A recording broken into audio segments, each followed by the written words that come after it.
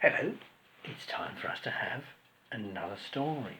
Now, I know that you will remember our little friend Alfie, written by the rather wonderful Shirley Hughes, because I've read you some Alfie stories before, but this is a really, really good one. This is called An Evening at Alfie's. Let's find out what happens, shall we? One cold winter evening, Alfie and his little sister Annie Rose were all ready for bed. There's their house. There's Alfie and Annie Rose. Annie Rose is only a baby, and Alfie's not very old either. Mum and Dad were all ready to go out, and Mrs. McNally's Maureen was in the living room. She had come to look after Alfie and Annie Rose while Mum and Dad went to a party. So look, Mummy and Daddy are going out, and there's Maureen. Maureen is a big girl, and she's going to be the babysitter and look after Alfie and Annie Rose, we hope. Oh look, can you see, they're just waving goodbye. I like the snow on the trees as well, that's nice. Alfie and Maureen waved goodbye to them from the window. Annie Rose was already in her cot. Soon she settled down and went to sleep. She looks sweet. Alfie liked Maureen. She was cuddled up on her lap. She always read to him when she came to babysit. We like stories. And tonight, Alfie wanted the story about Noah and the ark full of animals. Alfie liked to hear how the rain came down, drip, drip, drip, and then splash, splash, splash, and then rushing everywhere until the whole world was covered with water. Look, there's Noah's ark.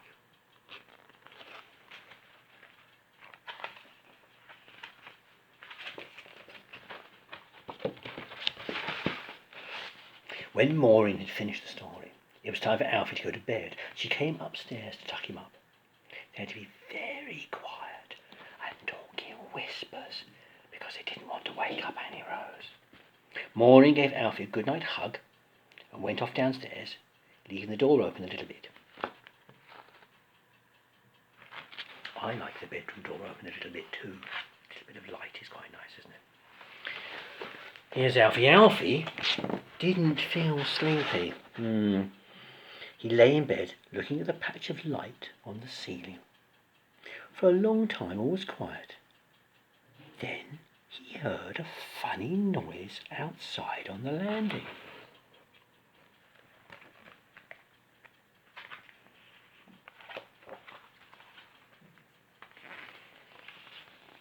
Alfie got out of bed and went to the door. He said, drip, drip, drip. There was a puddle on the floor. Drip, drip, drip, drip, drip, drip, drip, drip, drip, drip, drip, drip. Water was splashing from the puddle from the ceiling. Drip, drip, drip, drip, drip, drip, drip. It was raining inside the house. That's not good. Alfie went downstairs. Maureen was doing her homework in front of the TV. It's raining on the landing, Alfie told her.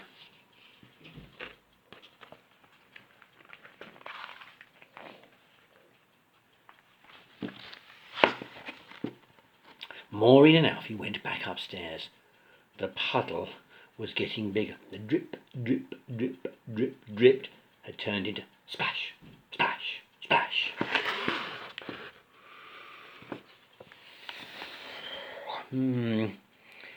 Looks like a burst pipe, said Maureen. A plumber was one of the things that Maureen wanted to be when she grew up. We'd better get a bucket, she said. So Alfie showed her where the bucket was kept, in the kitchen cupboard, with the brushes and the brooms. Good old Alfie, he likes to help, doesn't he?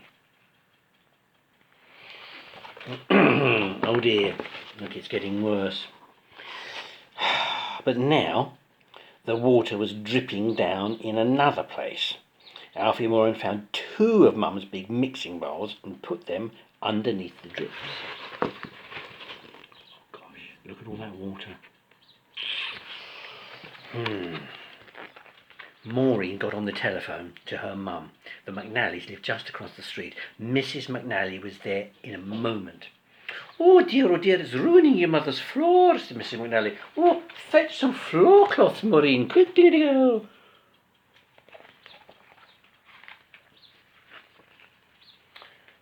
Just then Annie Rose woke up and began to cry. Oh, shh, there, said Mrs. McNally, bending over the cot.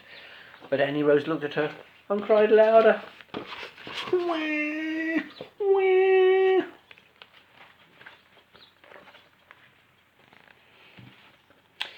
Mrs. McNally ran back out to the landing. She and Maureen tried to mop up the drips that were coming from lots of different places. Splish, splash, splish, splash. Oh, we ought to turn the water off in the main, said Maureen, but I don't know how. You do it. Oh, I think we'd better go and get Dad. Now the main is where the main pipe with the water that brings into your house. There's a special tap that turns the water off so that if you have got a leak, it stops the leak. So Maureen, clever girl, wants to be a plumber when she grows up. She's remembered to turn off the main, but she needs her dad to help her out a little bit. Look at Mrs. McNally. She's busy, isn't she? While she was gone, Mrs. McNally mopped and emptied brimming bowls, and in between mopping and emptying, she ran to try to comfort poor Annie Rose. But Annie Rose went on crying, and the drips on the landing came faster and faster. Well, now there were lots of puddles all over the floor. Alfie paddled in them for a while. It was quite fun, but the water was very cold. He thought that soon perhaps the whole street would be covered with water, and they'd all have to float away in an ark, just like Noah. There's Alfie, playing in the puddles indoors. Oh dear.